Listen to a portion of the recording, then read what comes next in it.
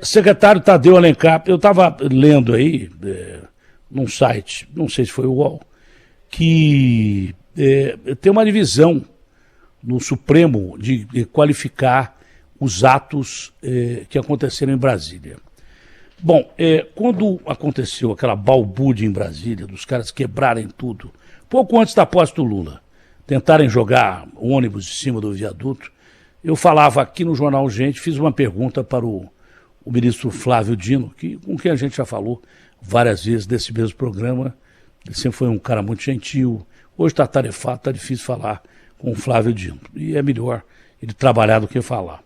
Mas eu disse a ele, secretário, você não vai evocar o que tem no Brasil para esses caras, senão a coisa vai piorar. Não deu outra. Deram moleza na posse do Lula, vieram informações de que iriam atentar contra a vida do presidente, quando não aconteceu nada, deram moleza e sabe-se lá se foi pensado ou não, que parte foi pensado ou não. Não tinha ninguém de segurança, nem o secretário de segurança de Brasília, em Brasília, no dia daquela catástrofe, um verdadeiro atentado contra a democracia, que eu, sem entender absolutamente nada de justiça, qualifico como ato terrorista. Como qualifico ato terrorista que acontece no Brasil todo dia. Aqui tem problema da polícia em comunidade, os caras queimam ônibus, arrebentam com tudo. Se num desses países onde a lei funciona, e funciona muito, isso é qualificado como um ato terrorista. Ah, mas não tinha ninguém dentro dos palácios, não foi tão grave. Não foi grave uma ova. Foi um atentado à democracia, foi um atentado terrível à democracia, e acho que merece pena pesada e acho que devia ser evocada a lei antiterrorismo, que acho que é de 2016. No seu ponto de vista, secretário, ninguém está pregando aqui caça às bruxas, não. Só está pregando punição a quem merece e de acordo com o crime que cometeu. Na sua opinião, o senhor acha que esses atos que aconteceram em Brasília foram de terrorismo ou não? Bom dia, é um prazer grande falar com o senhor. Bom dia, Datena, bom dia aos ouvintes da Rádio Bandeirantes, é um prazer também participar do seu programa.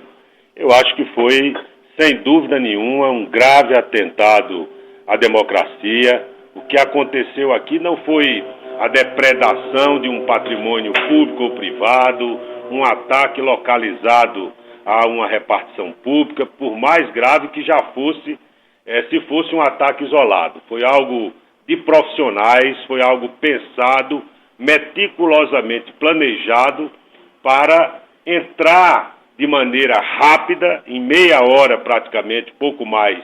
Nós tínhamos os 3 palácios, sedes dos poderes da República, invadidos por uma horda de bárbaros, com uma selvageria, com um intento absolutamente claro de atingir o Estado de Direito no Brasil. Isso tem uma tipificação no Código Penal, que é a tentativa de demover governos legitimamente eleitos e o ataque claro, frontal, manifesto, explícito à democracia.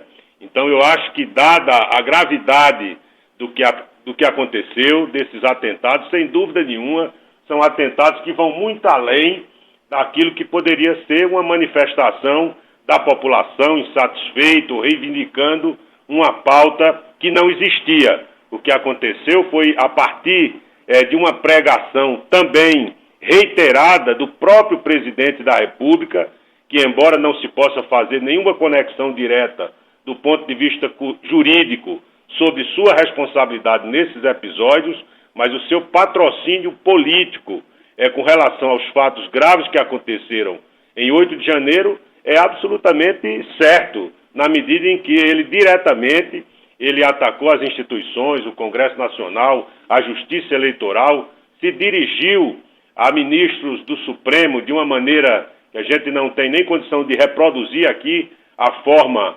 desrespeitosa com que ele se dirigiu, principalmente aos ministros Alexandre de Moraes e o ministro Barroso, de modo que o que aconteceu é decorrência de uma pregação autoritária, antidemocrática, sem dúvida nenhuma grave, e pode se aplicar naturalmente todo o ordenamento jurídico brasileiro, que certamente tem instrumentos normativos para punir severa e exemplarmente aqueles que não só executaram esses atos, mas que planejaram, que financiaram e que mandaram, se as investigações conduzirem a quem quer que seja, certamente o Brasil inteiro, a sociedade brasileira espera uma punição exemplar em se tratando da preciosa joia do Estado brasileiro, que é a nossa democracia. Nós não podemos absolutamente abrir mão de ter os responsáveis, direto ou indiretamente, punidos exemplarmente. É o que a sociedade espera, naturalmente em processos que estão sendo conduzidos,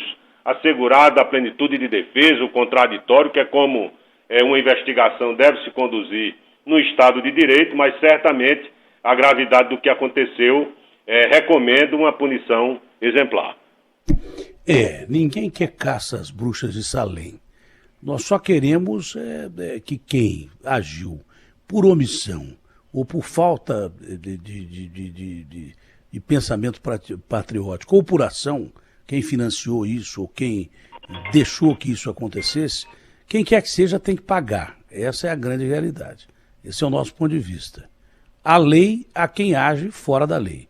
E aquilo você pode chamar de tudo, menos de ato democrático. Aquilo foi golpismo, vandalismo, terrorismo e outros ismos que você pode achar.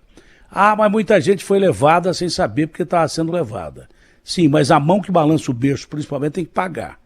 Quem financiou isso, quem agiu permitindo isso, tem que pagar. E pagar caro, sob pena da gente ter atos terroristas todo dia no Brasil.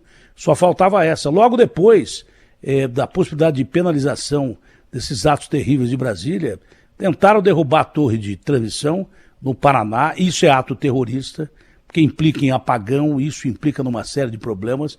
No Paraná e também em Rondônia, isso não pode. Se você permitir que o cara entre no seu jardim, como eu dizia agora aqui, daqui a pouco o cara está dentro da sua casa. E eu choro, lamento o relógio de Dom João VI, sei lá se foi de Dom João VI, de quem foi, lamento das obras de Cavalcante, que lamento mesmo, choro essas obras, porque qualquer ataque à obra de arte me lembra muito o nazifascismo do Hitler, que mandava queimar livros e quebrar obras de arte, relíquias e daí por diante, apagar a história para construir dentro da cabeça demoníaca de um líder que era o representante do demônio na Terra, uma raça superior, uma raça ariana superior, e sob lendas absurdas, evocando lendas absurdas de uma nova religião. Essa era a cabeça do Hitler. Parece que nós estamos dando espaço para isso de novo no Brasil. Não pode, isso aí não pode ser exercido. Oposição bem feita, uma oposição a governos é necessária. O governo tem que ser norteado pela oposição. Se o país está dividido, que se use a divisão da oposição. Se há um líder de direita, que o líder use com parcimônia a sua oposição e que, se quiser, volte pelo voto à condição de presidente da República. Tem condição de voltar. Agora, se conduzir massas e permitir que haja esses atentados, esses ataques, não, aí é brincadeira. Bom, seguindo já pela cronologia, depois para as investigações, o senhor presidente Jair Bolsonaro falou ontem lá nos Estados Unidos, num cercadinho americano, um cercadinho importado, para os seus seguidores que vinham dizendo, não volta para o Brasil, fica aqui e tal. E timidamente ele falou, taxando como que aconteceu em Brasília como inacreditável. Falou até que meio em tom irônico da colocação que o presidente Bolsonaro fez. Eu acho aquilo inacreditável, mas durante o meu governo as pessoas aprenderam que são os poderes, viram que a política, uma coisa diz a outra. Ao senhor, secretário nacional, lhe convenceu aquela explicação do presidente Jair Bolsonaro, a sua posição sobre os atos de Brasília, ou foi tímida e até irônica no seu ponto de vista? Eu acho que é uma reação absolutamente em descompasso com o que o ex-presidente Bolsonaro sempre pregou.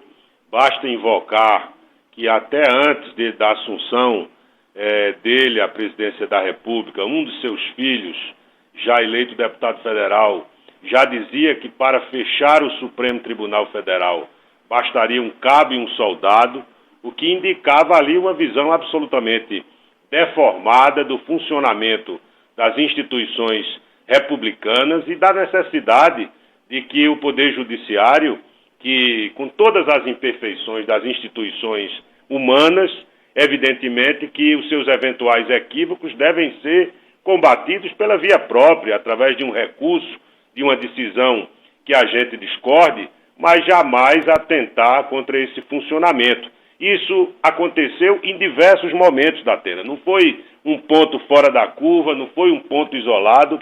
O então presidente sempre pregou a desqualificação, a desmoralização, a desconstrução das instituições de Estado. Então, ele efetivamente assolou a população, estimulou uma eleição que foi muito dura, onde houve o abuso da estrutura do poder estatal, o poder político, porque muitas vantagens foram concedidas a segmentos da sociedade exatamente para mirar e objetivar um proveito e a fruição ali de um objetivo eleitoral, mas ele o tempo inteiro, inclusive colocando tanques aqui naquela patética manifestação no dia em que o Congresso Nacional deliberou sobre o retorno do voto impresso, nós tínhamos ali o presidente que foi eleito por esse sistema eleitoral. A gente sempre viu alguém divergir de um mecanismo que teoricamente lhe prejudicou. E o presidente eleito por esse sistema, ele cuidou de ali preparar e planejar uma narrativa que pudesse justificar a sua derrota eleitoral, porque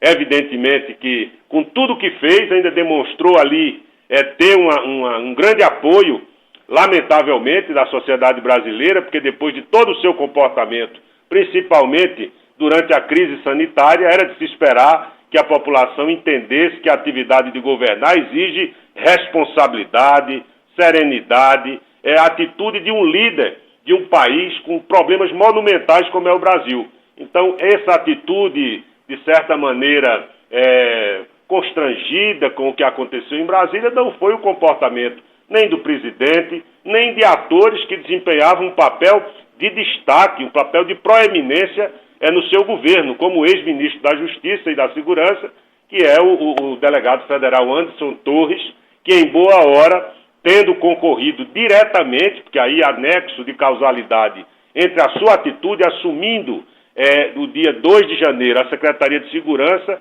altera todos os postos de comando das Forças de Segurança do Distrito Federal e viaja para fora do país, quando já havia sinais ali de que a pregação autoritária do presidente e dos seus fanáticos seguidores poderia conduzir a uma situação de muita instabilidade. Nunca é demais repetir que a prerrogativa, a atribuição de prover a segurança pública no Distrito Federal é a atribuição das forças de segurança do governo do Distrito Federal. Então, é óbvio que essa atuação do ex-ministro da Justiça, Anderson Torres, concorreu diretamente às forças de segurança que estavam aqui no domingo à tarde, eram absolutamente incompatíveis com as sinalizações que haviam sido dadas e o que reclamaria um forte aparato de segurança por quem tinha essa atribuição direta. E evidentemente que as ponderações feitas também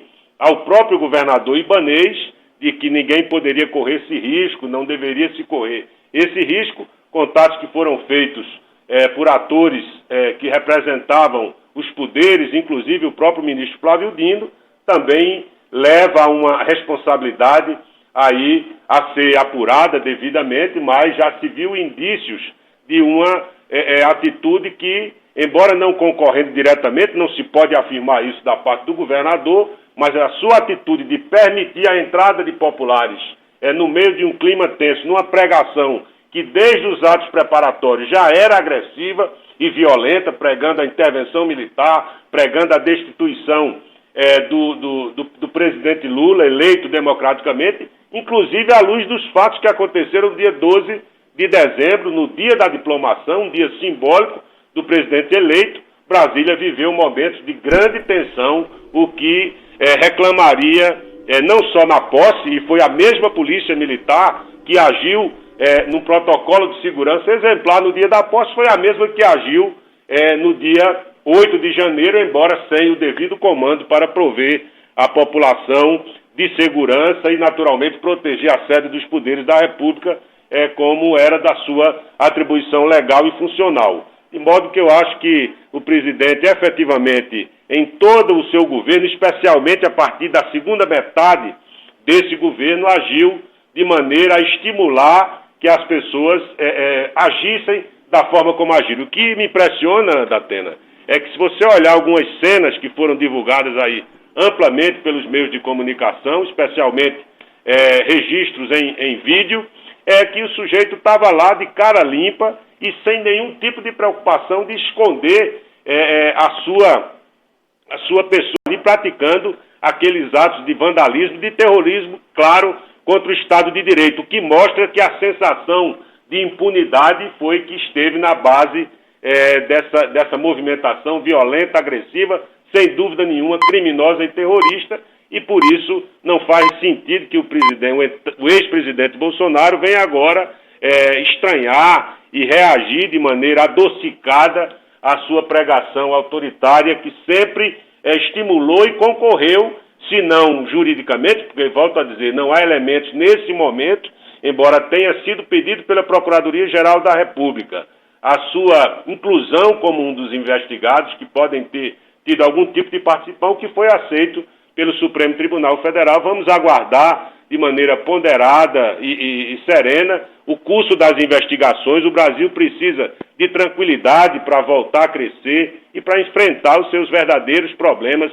Nós não precisamos nem de terrorismo, nem de violência, precisamos de tranquilidade, e o novo governo precisa trabalhar e exatamente corresponder a não só a confiança, como a esperança de parcelas significativas que hoje, inclusive, repudiaram até parte daqueles que votaram em Bolsonaro. Pesquisas feitas desde a noite de 8 de janeiro demonstram claramente que a sociedade brasileira desaprova, e esse foi o erro dos líderes dessa manifestação, que, embora não identificados ainda, mas há uma liderança por trás, há financiadores por trás, e evidentemente eles erraram na mão, de modo que se isolaram, e foi isso que concorreu para que rapidamente, com a intervenção federal decretada imediatamente e restituída a cadeia de comando às forças de segurança, rapidamente se conseguiu dominar aquela horda criminosa que em uma hora já estava sendo evacuada dos 3 palácios e foi conduzida para fora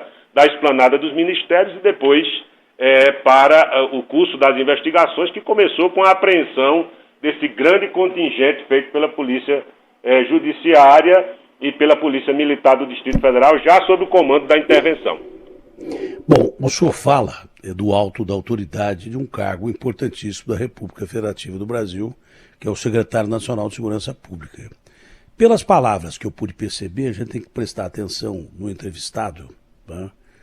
Apesar de todas as colocações já feitas antes pelo presidente Jair Bolsonaro, por gente da família dele, o senhor insistiu, falou 2 ou 3 vezes que não há, pelo menos até agora, evidências de que ele tenha participado diretamente dos fatos que aconteceram em Brasília. Todo mundo sabe que não seria o momento ideal para se prender o ex-presidente assim que ele voltasse ao Brasil. Politicamente, isso seria até um ato, acho que, impensado. A não ser que apareçam algumas evidências de que o presidente Jair Bolsonaro possa ter participação direta nesses atos, o presidente poderia voltar tranquilamente ao Brasil sem risco de ser preso, senhor secretário? Eu acho que a prisão de alguém, mesmo de figuras com a expressão política que tem o ex-presidente, não pode ser fruto do desejo de quem quer que seja. Nós precisamos ter esses fatos esclarecidos, essas investigações serem conduzidas com todo rigor. Nós estamos muito convictos de que a punição ela deve ser exemplar, mas ela não pode ser desarrazoada, irrazoável, ressentida, persecutória. Absolutamente. Isso desqualifica e desmerece a própria investigação. Eu acho que os atos de muita energia que foram praticados, tanto pelo ministro Alexandre de Moraes, na sua responsabilidade como ministro do Supremo, encarregado de examinar esses fatos, e também os atos determinados pelo presidente da República de intervenção, que é sempre um ato que inibe de certa maneira, as prerrogativas constitucionais de um ente federativo, que é o Distrito Federal, na área de segurança, mas esses atos, ainda que com muita energia, eles foram praticados como uma reação proporcional à gravidade dos fatos que nós assistimos. Uma eventual responsabilização jurídica do ex-presidente Bolsonaro não pode ser o desejo daqueles que querem que o presidente responda imediatamente, que seja privado da sua liberdade. Nós vivemos numa democracia e ela aproveita a todos. Quem quer que seja a privação de liberdade de qualquer pessoa tem que ser pautada em elementos concretos, fortes, robustos, que leve a que alguém, tendo como a liberdade de ir a vir, só possa sê-lo em razão de evidências e não apenas de presunções, como eventualmente se faria ao examinar esse documento encontrado, essa minuta de decreto encontrado na residência do ex-ministro Anderson Torres. Ninguém está aqui entendendo que há uma responsabilidade, porque esse é um ato normativo de atribuição do presidente da República e de fazer uma conexão direta com ele, sem que se possa ter esse liame, essa conexão que leve essa responsabilidade a ser atribuída ao ex-presidente. Na verdade, também não se pode ignorar que há ali uma prova indiciária forte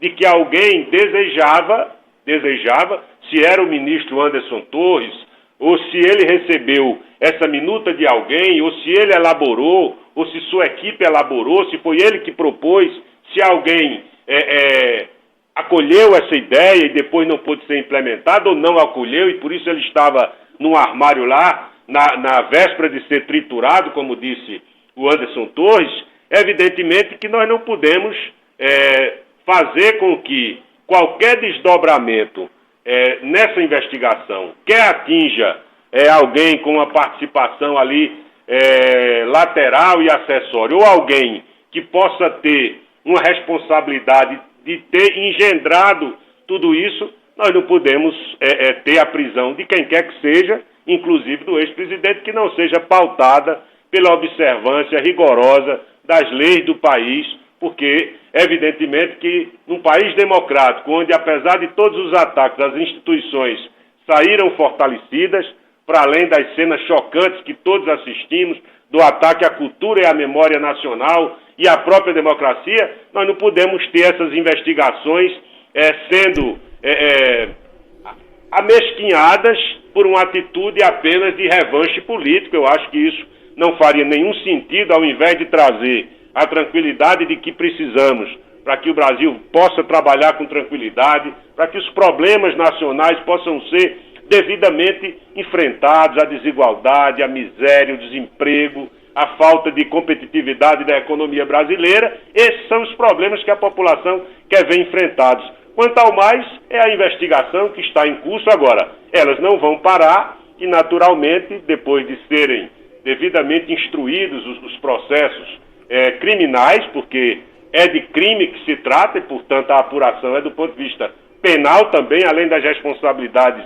civis e indenizatórias pelos danos patrimoniais e morais eventualmente causados, mas o cerne da investigação diz respeito à apuração de responsabilidade criminal e, portanto, ela tem que ser criteriosa, cuidadosa, baseada em um conjunto robusto de provas e aí sim, depois disso identificado, qualquer medida que decorra dessa apuração criteriosa e profunda, aí as consequências que sempre vêm depois também não podem deixar de acontecer, evidenciada a responsabilidade direta ou indireta de quem quer que seja na apuração dos fatos graves que aconteceram no fatídico 8 de janeiro, que eu comparo aí também muito com o sentimento do povo americano com a implosão das torres ali do 11 de setembro.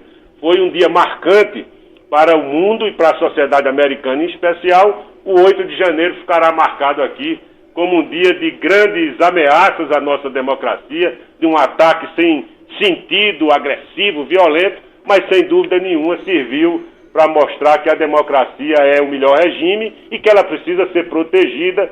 Por isso, qualquer alteração da legislação ou de medidas que possam fortalecer a democracia e a sua defesa, especialmente aqui na esplanada dos ministérios, na Praça dos Três Poderes, eu acho que é de bom tom que a gente possa, a partir desse episódio, fortalecer a democracia através de mecanismos que possam protegê-la adequadamente. Eu entendo que esse deva ser também o pensamento do presidente Lula, que tem uma habilidade política que é inegável, né? E daqui a pouco vai fazer parte da segunda colocação que eu vou fazer a respeito daquele documento. Não depende do Lula investigar o que está acontecendo aí. Depende da nossa polícia judiciária e o nosso sistema judiciário. Existe sistema para investigação e punição.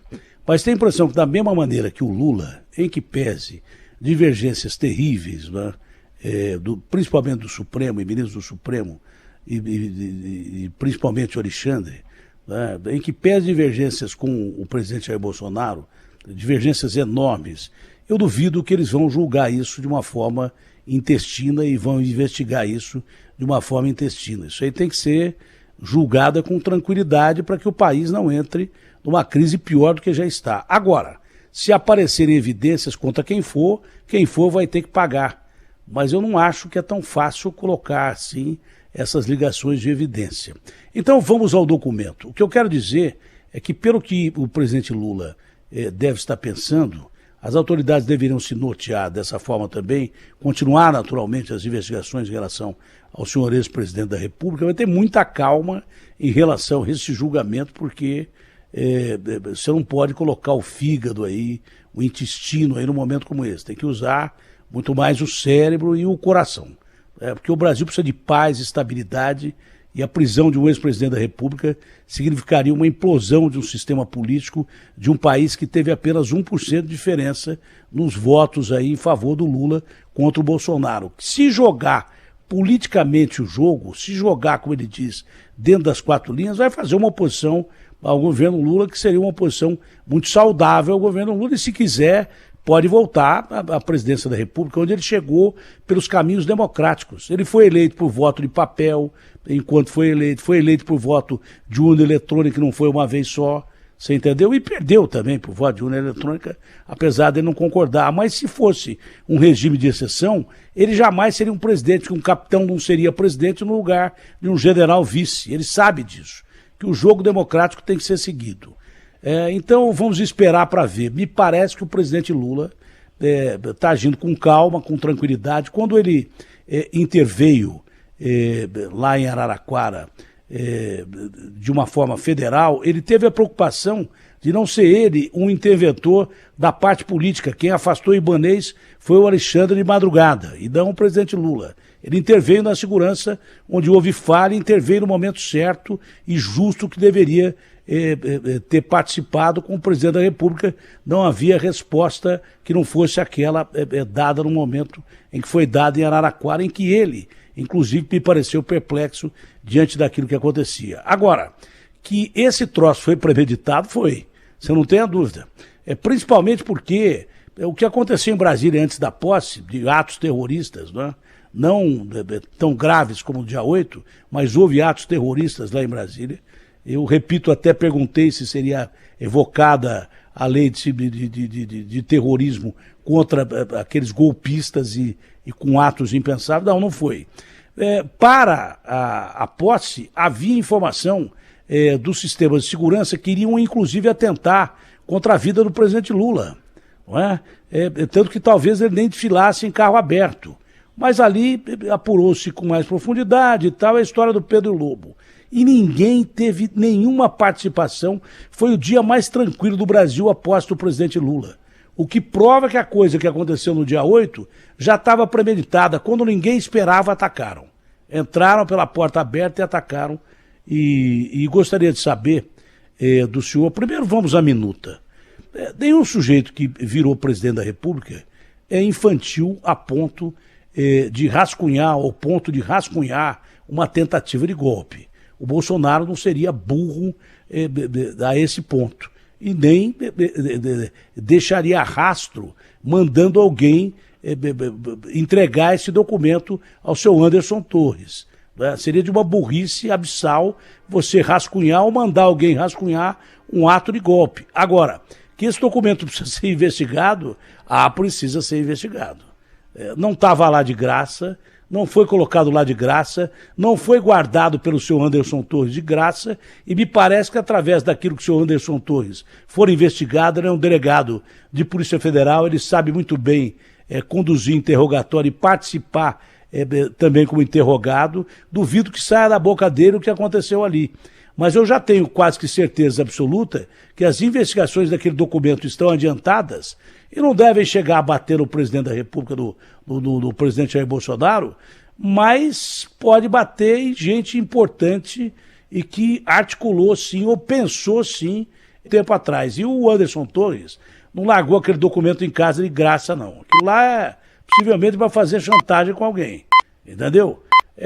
Eu queria perguntar ao senhor a quantas anda a investigação daquele documento, que parece singelo e simples, mas me parece também a ponta de um iceberg que a gente não conhece o fundo, até onde ele vai, o tamanho dele. Datena, eu não tenho. Essa é uma investigação conduzida pela Polícia Federal, que na condição de polícia judiciária e tendo em vista a jurisdição federal... O senhor não tem informação, não? Eu não tenho informação, mas o que eu posso presumir é que o senhor Anderson Torres, o ex-ministro e delegado federal, ele, hora nenhuma, negou que aquele documento estivesse ali com o conhecimento dele. Ele não alegou que colocaram, que não tinha conhecimento, que não sabia como aquilo foi parar ali. Ele reconhece o documento como fazendo parte dos documentos encontrados em sua residência e, portanto, isso já é algo que, a partir do qual se pode desenvolver a investigação. Em que circunstâncias esse documento veio a existir? Quem o redigiu? Que pessoas participaram? Foi ele isoladamente? Foi um assessor seu que lhe trouxe? Foi sugestão de um jurista lunático? Né? Foi o Olavo de Carvalho, que de outra parte do mundo pode ter sugerido essa indução a que fosse constrangida a Justiça Eleitoral para publicar um resultado diferente daquilo que as urnas e a legitimidade popular evidenciou. Então isso naturalmente tem inclusive mecanismos periciais. Eu não tenho conhecimento de o que é que está sendo feito na investigação, mas evidentemente que há mecanismos periciais para saber, utilizando determinadas substâncias, quem tocou naquele documento e, obviamente, o próprio Anderson Torres, no seu depoimento, que ocorrerá no dia de amanhã, é possível que ele evidencie ou traga novas informações sobre esse fato, que isoladamente não se constitui em nada de concreto, mas evidentemente que a sua formatação, a sua proposição, a sua elaboração é de uma gravidade inconteste que eventualmente pode ter alguma conexão com esse momento de agressão às instituições democráticas do país. Não dá também para ignorar que esse documento ele tem uma força indiciária, volto a dizer, não se constitui nesse momento uma prova de absolutamente nada, mas senão um indício forte de que alguém elaborou aquele documento, alguém sugeriu, foi o próprio Anderson Torres e, como disse, foi alguém de sua equipe, ou seja, isso precisa ser investigado e talvez o depoimento do senhor Anderson Torres possa jogar luz sobre esse episódio, que embora possa parecer uma minuta que não tem assinatura de ninguém, mas dado o conteúdo que ele trata, evidentemente que o Brasil precisa saber em que circunstâncias esse documento foi elaborado. O senhor analisa a ausência do presidente da República num momento importante no país. Ele saiu daqui como presidente da República e até agora não voltou como cidadão e político, não é? Do ponto de vista de segurança, como é que o senhor analisa essa questão também? E pelo que eu entendo, não que haveria garantias, mas que ele estaria com condições propícias para voltar e exercer a sua condição de líder de partido, líder de uma faixa grande da população brasileira, que não haveria tanto risco assim de prisão para o senhor ex-presidente Jair Bolsonaro. Como é que o senhor analisa a ausência dele do país e quando ele deveria voltar ao país? No seu ponto de vista, já deveria estar aqui, enfim. Eu acho, Datena, que o que eu posso dizer sobre a atitude do ex-presidente Bolsonaro em relação ao resultado das eleições é lastimável.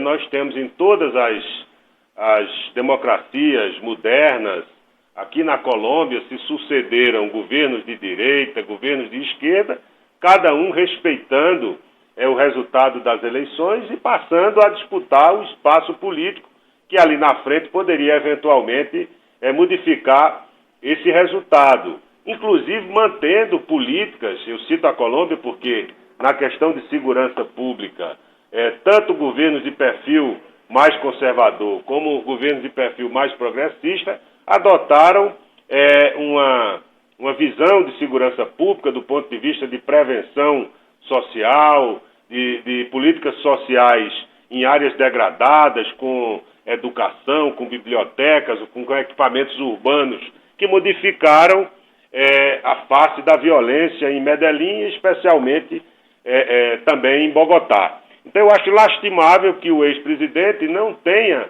seguido o rito que é republicano, que é democrático, de passagem. Esta é uma simbologia muito importante da alternância de poder que a democracia permite. A democracia tem os seus defeitos, mas ela tem um antídoto. Na hora que a sociedade enxerga que alguém que teve a confiança do povo, eventualmente, não retribuiu essa confiança com a responsabilidade esperada de um líder da sociedade brasileira, evidentemente que ela caminha noutra direção. Mas mesmo tendo sido uma eleição ganha por menos de 1% dos votos, evidentemente que o cumprimento do rito republicano de reconhecer, do gesto civilizatório, de reconhecer esse resultado é algo necessário para permitir que o novo governo venha, que eventualmente possa até frustrar as expectativas da população, mas não é possível desqualificar e desconsiderar o resultado das eleições, porque ele é sagrado, não há nenhuma imputação feita a esse resultado, por menos que tenha sido a diferença, não se conseguiu imputar, senão com alegações genéricas de falta de confiança no voto eletrônico, que pudesse eventualmente manchar o resultado das eleições. Então acho que a ausência da passagem da faixa presidencial é muito simbólica, e tendo o presidente se ausentado e o vice-presidente também não cumprido esse rito, eu acho que ficou claro aí o despreparo do presidente, não só no exercício da governança do país, mas também no momento em que as urnas lhe foram, como fora anteriormente, lhe foram favoráveis. Sendo desfavoráveis, ele teve um comportamento que eu acho que não ajuda ao fortalecimento das instituições de Estado. A ausência dele no momento da transmissão é muito simbólica da sua falta de compreensão a respeito do funcionamento da democracia. É claro que se ele tivesse reconhecido o resultado, ele podia estar fora do país pelo tempo que quisesse, porque é um direito de qualquer cidadão ficar no país, no lugar, no território que achar conveniente. Agora, quem cobra o retorno do ex-presidente Bolsonaro ao Brasil são seus próprios aliados, é o presidente do seu partido, são aqueles que entendem que é importante que a oposição comece a agir dentro das tão alardeadas 4 linhas que foram tão faladas pelo ex-presidente e, no entanto, me parece pouco afeiçoado a jogar esse jogo democrático dentro das 4 linhas. Por isso, essa cobrança dos seus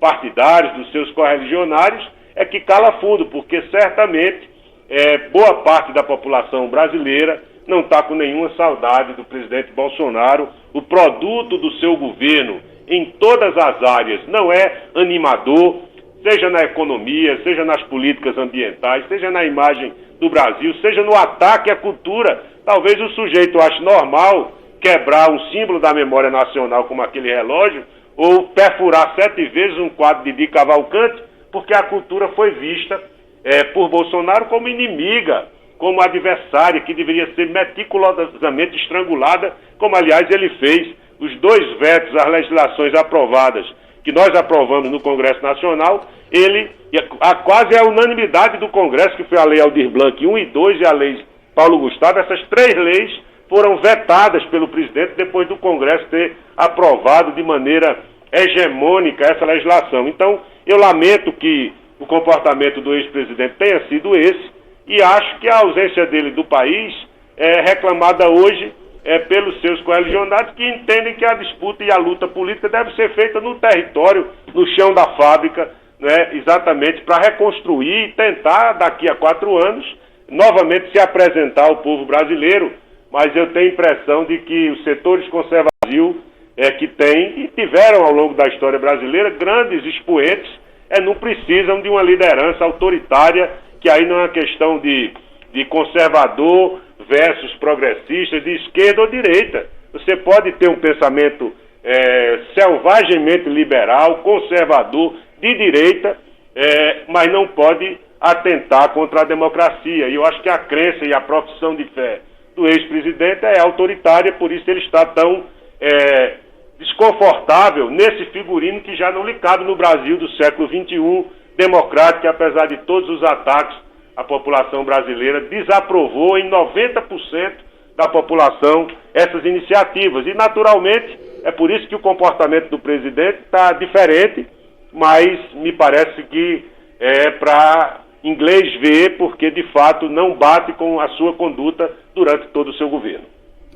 Para finalizar, senhor secretário, 2 perguntas embutidas numa só. Tá? Primeiro, é claro que o senhor não tem acesso privilegiado às investigações da Polícia Federal, mas essas investigações são muito mais conhecidas pelo senhor do que eu, por exemplo. Não é? Essas investigações lhe parecem conduzir a outras autoridades ou entidades mesmo que por omissão ou por ação estimularam e participaram ou impediram que forças de segurança participassem do golpismo que aconteceu no dia 8 de janeiro. E outra situação que nos importa é a respeito dessas milhares de pessoas presas, inclusive o Gilmar Mendes liberou aí presas de semiaberto para que presas do 8 de janeiro vão para a cadeia, para a Papuda. São essas 2 últimas perguntas, né? Qual a situação das pessoas presas e se está aparecendo novidades aí na investigação da Polícia Federal em relação a entidades e autoridades que não foram citadas até agora e que podem estar envolvidas com o 8 de janeiro. Eu não, de fato, não tenho informação. Eu acho que numa democracia as instituições cumprem republicanamente o seu papel. A Polícia Federal é um órgão aqui do Ministério da Justiça, mas tem atribuições muito bem definidas e que exatamente dão os contornos da sua atuação como polícia judiciária. Efetivamente, do dia 8 de janeiro para cá, nós tivemos um contingente muito grande de pessoas presas em situação de flagrância, porque, efetivamente, se você observar, mesmo depois da evacuação dos palácios, ainda ficou uma multidão enorme e, por isso, não calha aquela alegação de que houve infiltração na manifestação, que seria ordeira, pacífica. Evidentemente que isso não é um argumento absolutamente suspeito, sem nenhuma aderência ao que a gente assistiu, que era um estado de êxtase de pessoas que sequer escondiam o seu próprio rosto e que estavam ali desafiadoramente acreditando numa sensação de impunidade que eu não sei a que atribuir, porque efetivamente qualquer de nós que cometer uma irregularidade de trânsito, uma infração administrativa ou qualquer cometimento de um delito penal, evidentemente que ninguém espera que será blindado, protegido, porque não faz sentido, dados os princípios que regem a República e o Estado Democrático do Brasil. Mas essas investigações, o que eu sei é que elas, no primeiro momento, em relação aos presos, depois de identificados, não se poderia liberar as pessoas sem a devida identificação e tomar um depoimento ali para que depois elas possam, mesmo depois de liberadas, responder aos devidos processos crimes, se for o caso, né? Mas muitas pessoas foram liberadas aí, mais de 500, 600 pessoas, por motivos humanitários já no primeiro dia, idosos, pessoas com comorbidades, mulheres com crianças, então foram liberadas depois de identificadas devidamente, e as 1.159 pessoas que foram presas, elas estão sendo objeto, como diz a legislação de regência, objeto de ações, de audiências de custódia, que efetivamente podem entender pela sua liberação. Isso é uma decisão do Poder Judiciário, não há nenhuma interferência da nossa parte, mas as investigações estão se aprofundando, já há uma identificação de financiadores, tanto daqueles que financiaram, alugaram, locaram ônibus que permitiram o transporte de pessoas do Brasil inteiro para a sede da capital federal. Então, evidentemente, essa linha aí está sendo seguida para chegar não só nos que alugaram os ônibus, mas que eventualmente possam ter uma posição estratégica de planejamento, de definição da forma de atuação que, volto a dizer, foi profissionalizada, foi com a ajuda de um esquema claramente planejado meticulosamente e, portanto, elas podem conduzir à responsabilização de pessoas de diversos matizes, de diversos segmentos sociais e também de diversas posições, eventualmente, também no Estado brasileiro. Nesse momento eu não arriscaria fazer nenhuma referência concreta, até porque as investigações estão em curso, mas como elas não vão parar, certamente, com brevidade, nós saberemos, aí as autoridades que conduzem os inquéritos e as investigações trarão ao conhecimento do país aqueles que tenham tido uma participação direta ou indireta nesses lamentáveis episódios. Secretário, foi um prazer conversar com o senhor. O dia que quiser voltar, a casa é sua. Sempre importante a gente saber a quantas anda a situação de segurança do Brasil. É fundamental e democracia sempre. Um ótimo dia, saúde para o senhor e para os seus.